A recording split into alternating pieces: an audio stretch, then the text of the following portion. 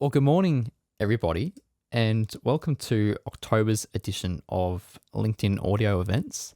My name is Didier Lemiere. I'm the founder and director of Fixon Media Group. We're a video production company based down in beautiful Melbourne. And today, it actually is a beautiful day in Melbourne. The sunshine is out, blue skies everywhere you can see. And what better a day to be talking to you about video marketing? Today's topic is a great follow-on from the episode last month in September. And if you haven't had a chance to listen to that, do head to the show notes. I put a link in there for you to listen to last month's episode. And today's topic is how to connect with your customers using value-based marketing. So what exactly is value-based marketing? Because when you hear the word value, the first thing people tend to think of is providing massive value to their customers. And whilst this is incredibly important, and you do need to do that in any form of marketing that you do, whether that be in video, whether it be in audio, text, whichever form of marketing that you do, you need to be providing value. In the context of today's discussion, we're looking at value in terms of core values and beliefs. The core values that you as an individual hold within the business or organization, and also the business as a whole, the company as a whole. What values does that business hold? What does that business believe in? So within this overarching topic, there's a few key talking points that we'll be discussing throughout the episode. First and foremost, we'll be looking at why is it actually important to form deep relationships with your customers, connect with them on a really deep level. What is the actual genuine business benefit of doing so? So we'll be looking at that. We'll also be looking at the ways in which your core values can be communicated to your customers. How do you actually go about communicating what it is that you value, what it is that you believe in as a business? How do you actually communicate that to your customers? We'll also be looking at why you shouldn't let your brand overshadow your core values. And this is an issue that a lot of businesses tend to have. A lot of mistakes are made by businesses by doing this. And as you'll see through the example that we talk about in Woolworths, you'll see the negative effect on PR that doing so can have on your business. And then finally, we're looking at some of the best brands that use value-based video marketing in particular and why it's so effective. And it could be used as a little bit of a blueprint for your company going forward with your video-based marketing. So with all that said, it's going to be a jam-packed 30 minutes or so this morning, and I'm really looking forward to discussing with you all about value-based video marketing. So let's get right into it. So first and foremost, why can we as a business, as a company, as an organization, why can't your business not bother to hold relationships with your customers? Perhaps for some businesses, you could argue, yeah, maybe it's not worthwhile. Maybe you've got millions and millions and millions of customers. It's impossible to hold a relationship with each individual customer, right? If you've got millions of customers. Well, I would argue no. I would argue that it is very much possible to do so. And to make it a bit more relevant to business, instead of just saying a generalized look at things, what do we get out of a deeper relationship with people? Because at the end of the day, it doesn't matter if you're B2B, if you're B2C, and what scale of business you're operating at. Maybe you only have 10 customers, maybe you have 10 million customers. It doesn't matter what scale and what type of business you are, you're having a relationship with people. So let's take it out of business for a sec, and we'll bring it back into business in just a moment. Let's look at a personal relationship, whether that be with your friends, with your family, with your spouse, teammates, if you're in a sporting environment. What type of relationship do you have with people? And what do you get out of a deep relationship with these people? Well, if you've got a really deep relationship with a friend or a family member, a spouse, whoever it may be, you get three key characteristics out of that person. First and foremost, you have trust in your relationship with that person. You can trust them to stand by their word, to trust them to stand by their action, and pretty much you're always going to believe what comes out of their mouth. They're also going to have authority in that relationship. You're going to have authority with that person. So when that person comes to you and says, hey, can you please take this action? You're going to say, yes, no worries, I'll do it. It goes back to that idea of, if a friend comes up to you and says, I need you to run in front of a bus for me, will you do it? Well, if you've got trust in that person, you've got authority in that person, and you can believe them that in doing so, it's going to be the right outcome for them, maybe you will run in front of the bus for them. This is the idea of having that really deep relationship. You would do that for someone you have a deep relationship with, but if some random person off the street, you're not going to do it. And finally, the most important characteristic that you get out of an individual that you have a deep relationship with is loyalty. And this is probably the one that is the most relevant to business, because we need loyalty in our customers to have a long-term sustainable business. So let's go back into the business world now and let's look at some examples touching on each type of business, B2C, B2B, and also the scale of that business. So if we start off at the smaller end of the spectrum, a small B2B company. Well, these people at business are going to be interacting with other people on a daily basis, whether that be prospects or their customers, but they're doing so on a daily basis. So they need to be able to build trust and build authority in order to win over business. Failing to do that is going to mean they're going to have a pretty hard time staying afloat as a business. Furthermore, to build a deeper relationship with these individuals, their customers, if they're able to do that, then over the long term, these customers are going to stay loyal to their business because they have a good relationship, they have trust, they believe in what the business is offering them, which is that authority. So they're going to stay true to that relationship and stay true to that business over the long run. Let's look at a small B2C company. Let's say it's a small shoe outlet in a rural Victorian town, as an example. So it's not your Rebel Sports, which are massive, just a small little company selling running shoes for this small Victorian town. So more than likely, because it's a small outlet, it's not the likes of Rebel Sports, they can't buy things in wholesale. They're going to be selling shoes at a pretty, not a pretty big price, but it's going to be more expensive than what you would get at a larger retailer like a Rebel Sports. So because of that, they're going to need to build relationships with their customers on that individual level to build the trust to say, hey, we're happy to pay the extra $30, $40, $50 per shoe because we have this relationship with you. And if we didn't have that relationship with you, we can't justify that extra price tag. And maybe we would drive into the nearest big town and purchase the shoes at a cheaper price from the likes of your Rebel Sports or your Athlete's Foot, as an example. So building this relationship, building that loyalty with the customers is going to have them keep coming back to that store over and over again, despite the increased price tag. Something to keep in mind there. Now let's look at the other side of town, the big B2B and B2C companies. Let's say it's a software business, B2B software. That's what they sell. They might have thousands, if not millions of customers, not just in Australia, but maybe across the world. So how do you keep a relationship with each of those individuals when you're not actually speaking to those individuals in person on a daily basis?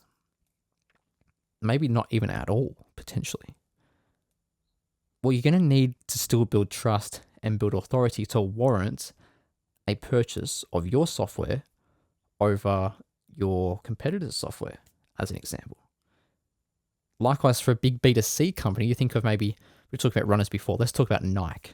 They've got hundreds of millions of customers across the world. Well, how do they build a deep relationship with each of those individuals? Well, it's by connecting through the love of sports. Nike have got basketball products, so that appeals to the smaller market of basketball lovers. You've also got soccer products at Nike, so that attracts the soccer market. And then you've got sprinting products, rugby products, the list goes on, cricket, it doesn't stop. So despite them having millions and millions of customers, this big B2C company, what they're able to do is, and this is because they've got that scale, but they're able to go into each individual market, provide products for that individual market, appeal to a larger customer base. But they're also doing it to connect with people on a deeper level, because they can't provide a product that every single person of their 100 million customers are going to like. It's just not possible. But they can do it for maybe the 10 million basketball or the 10 million soccer, as an example. These numbers are definitely flawed numbers, but I'm sure you can get the point. So you can see here that building a relationship with people through connecting on that deeper level, through a love for a sport, through a similar belief, because a love for a sport is a belief, or a similar value. We'll talk about Dove later on, and that's a great example there. If you can connect with people through values, this is able to help you build this deeper relationship, build the trust, build the authority. And most importantly, as I mentioned at the start of the show, most importantly, loyalty. Because if we have a loyal customer base, we are able to have long-term customer retention, churn is reduced, and we have a sustainable business going forward. So that loyalty is what every single business is seeking. And core value and beliefs are what gets us there. So let's have a look at how we can actually communicate these core values to our customers then. Because it's one thing to say, hey, we believe in this or we value this, but how do you actually go and communicate that to your customers? Again, I like bringing this kind of conversation back to the personal world, the individual world, as opposed to the business world, because it interrelates. And sometimes it's a little bit easier to understand through a personal level and then into a business level, as opposed to just speaking to the business level. So what's the first step that you need in building a really good, high quality friendship? Well, first of all, you need to have something relatable to speak with that person about. So this is your values, this is your beliefs, this is what you connect with other people on. If myself, I love soccer, football, right? I love cricket, I like running. Sport in general, I can have a pretty good discussion with people on. So for me, if I look at all of my friendships that I've got, every single person that I'm friends with has got that same belief. They love sport. They have that love for soccer or for cricket or whatever sport it may be. That's very low level, but that's our belief that we have. We love that. We value sport, in other words. So this is why I'm friends with those people at that base level. Obviously, it goes a little bit deeper. There's other variables that come into play, as there is with business. But at that base level, that's why I connect with that person. It's the same reason why you got together with your spouse, because at very base level, there was something that you connected with them. And it's the exact same reason why customers stay loyal to a brand, because at a base level, there is something that connects them to that brand. Now, for me, if I look at someone like Qantas, brands like Qantas, these people have made so many errors in the past 12 to 24 months. The PR crisis that Qantas have got currently, and they have over the past 24 months, has been absolutely horrendous. And the only way they've gotten through is because they are such a monumental brand. They have the monopoly in the Australian market, so they're able to get through without any scars realistically. But the reason I keep going back to them is because I can connect with them on that base level with the Australian spirit. Every time I see Qantas, I think of Australia. If I'm overseas and I see a Qantas plane, I think of Australia. But I don't do that when I see a Virgin Australia plane or a Jetstar plane. I don't have that same connection. And this is why I keep going back to Qantas, because at that base level, I have that connection. And it's the same reason why I go back to hundreds, thousands of other brands for other services. And it's the same reason you do as well. So how can we communicate these value points? How can we communicate what our customers can connect with us on? Well, it's through our marketing.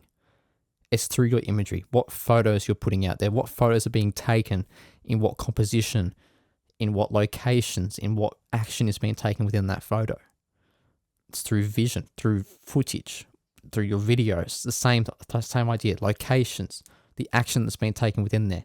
Now that we're talking about vision, you've got dialogue involved. What are they saying? What's their tone of voice? And tone of voice goes back to text as well, or an audio format, like a podcast, an audio event. What's the tone of voice? Something that you're more passionate about, you're going to have a bit of a deeper voice. You're going to be more assertive. You're going to be a little bit louder. If you're looking at a scale of 1 to 10, if you're really passionate about something, you really value it, you really believe in it, well, you're going to be at that 7, 8, maybe 9 range out of 10 for tone of voice.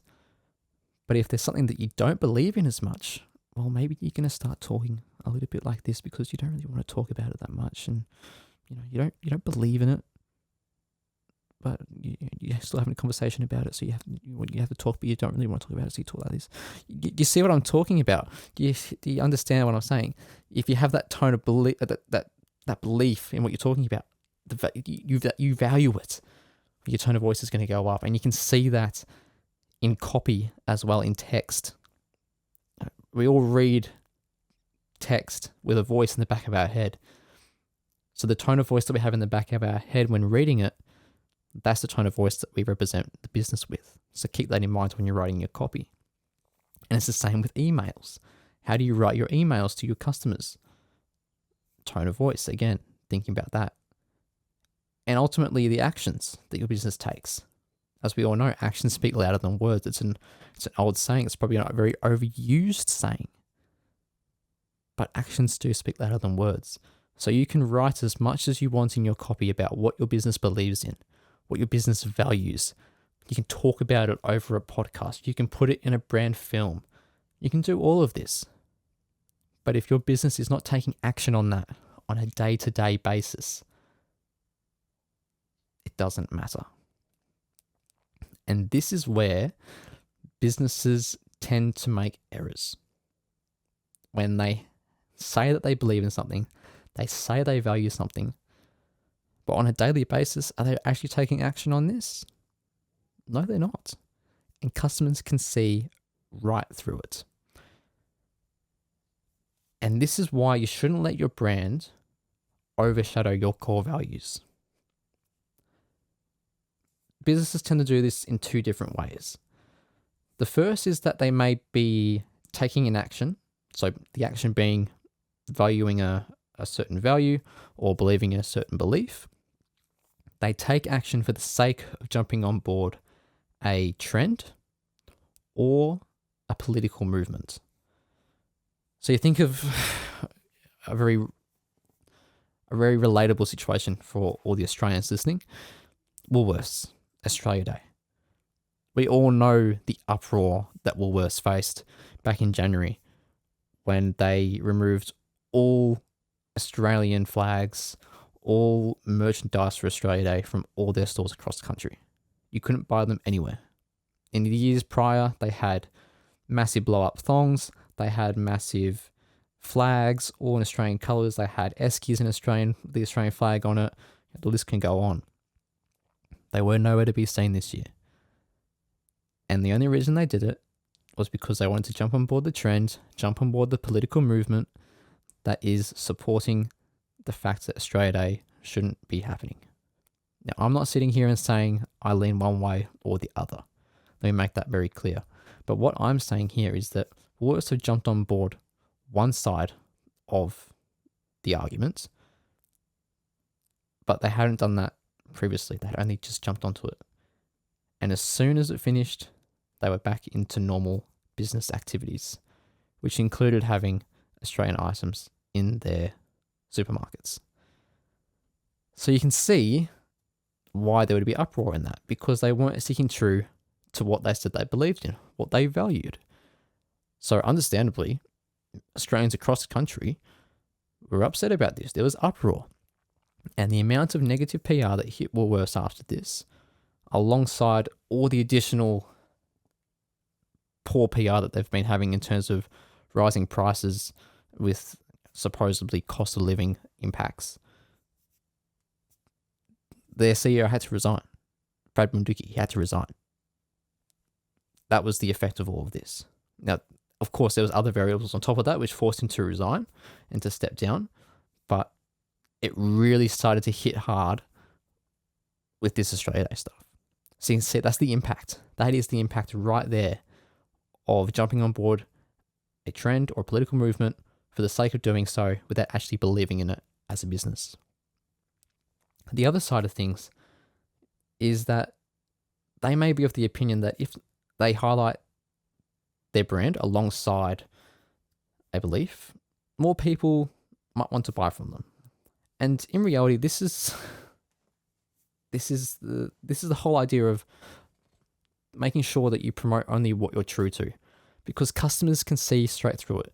They can see if you're jumping on board something just to promote your business alongside it or to pick up a few extra customers. They see straight through it because they know you're not genuine. And we talk about your marketing all the time. And it's everywhere you look these days. Be authentic. Be genuine. And people don't just say it for the sake of saying it because it is trendy. And of course, it's very, very trendy to say it at the moment. But it's true. You have to be. And if you're not, customers see straight through it. So it's really important that you don't fake a core value. You don't fake a belief that your business holds. If you and your brand truly believe in something, then by all means promote your value. By all means do it. But don't do it if you only half believe in it, or you think it's the right thing to do for the sake of following a trend or following a political movement, or because there's mounting pressure from the public that you have to believe in this. If you don't believe in it, just don't push it out there. Really, really simple, because the impact, the possible impact of it, the possible negative consequences far outweigh any possible benefit that you could get from it. Plain and simple. Plain and simple. So we just spoke about their Woolworths. That's one of the examples of when a brand uses a core value or a core belief without it actually being true to their business, the uproar that can be followed by it. But let's have a look now at one of the brands that do a really, really, really good job at value-based video marketing. And if we look at the 5 types of brand films that are out there that you can produce as a business, what are the 5 types? Well, you've got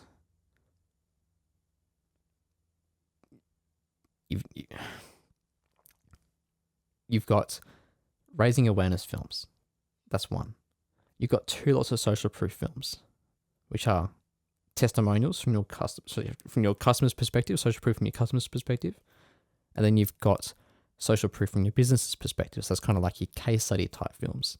You've got education films. And then finally, the 5th one are the promotional brand films. Dove do a fantastic job of raising awareness brand films. And a raising awareness brand film is all about highlighting what it is that your business values, what it is your business believes in. So there's 2 examples I want to talk about today, and I'll link both videos in the show notes below. One of the best examples that Dove have is their reverse selfie campaign. And before we go into that specific campaign, I just want to remind listeners and viewers, for those that aren't aware, Dove are very, very well known for having the value that everyone should be happy and pleased with their body the way it is, and that no one should have to change their appearance for the sake of public justification or changing it to please others, to seek approval from other people. They value people just being as they are. Body positivity, in other words, they value body positivity. And they do a great job of raising awareness for this through their Raising Awareness brand films. So this particular campaign, the reverse selfie campaign, the storyline, if you will, of this film, it was a 60-second film. What it was is they show the process of a young girl taking a photo to post on social media. But they do it in reverse. So we see her take the photo as the start of the film, and then it rewinds the film back to the point of where she's getting ready to take the photo. So over this process, over the time that she's doing this, we can see that before she took the photo, she changed her hair. She did her hair up. She colored her hair. She applied tons and tons of makeup, and I don't know the ins and outs of makeup, so I'm not going to touch on the individual type of applications that she used, but there was a lot of makeup getting applied.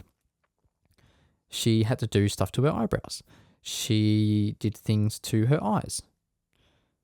She removed pimples through a effect, like an overlay on the photo afterwards. What do you call that? Whatever the word is for that, when you put a thing over it to remove all the pimples, pretty much, right? You get the idea.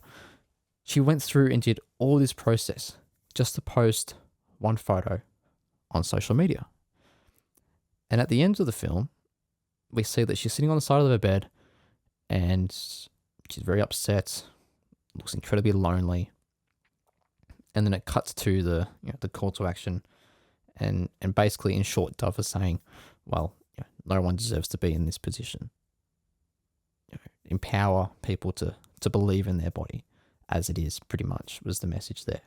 And that was the whole purpose behind the campaign, is to communicate that you don't have to do all of this just to take a photo of yourself to post on social media. You can just take a photo as you are, because in Dove's eyes, everyone is beautiful as they are.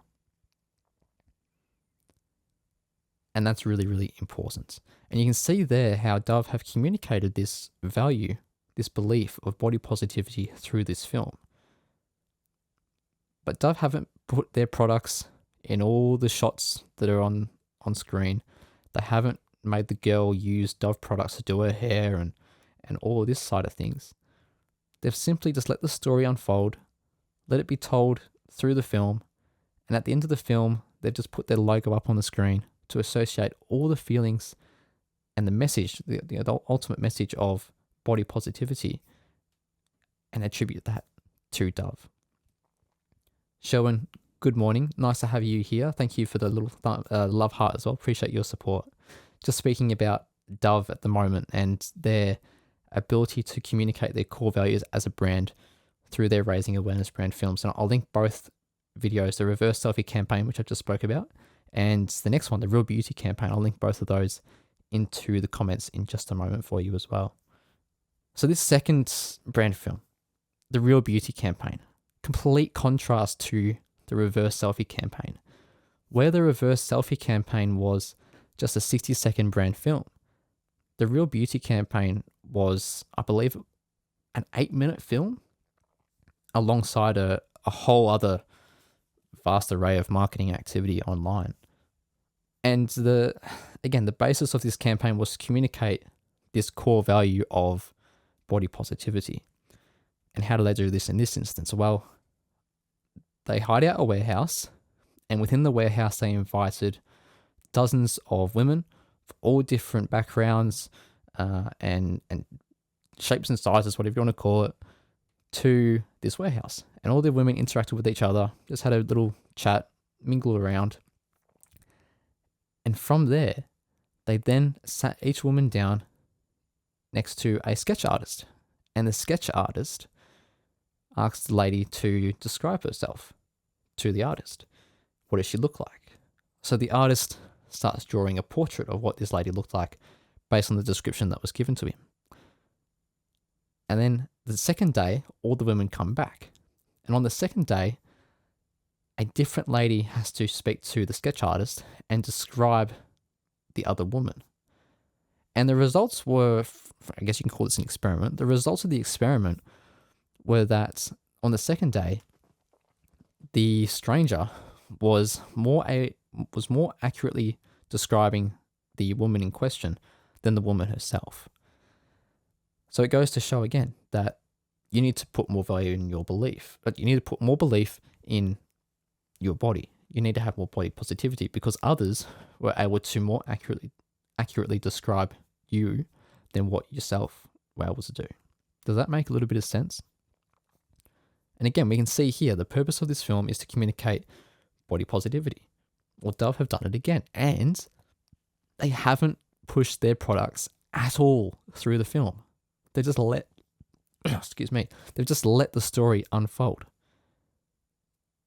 So you can see there's such a stark contrast where Woolworths were being very front and center and saying, hey, look at what we're doing. We're removing all of our Australian branded products from our supermarkets because we support the stance that Australia Day shouldn't be happening.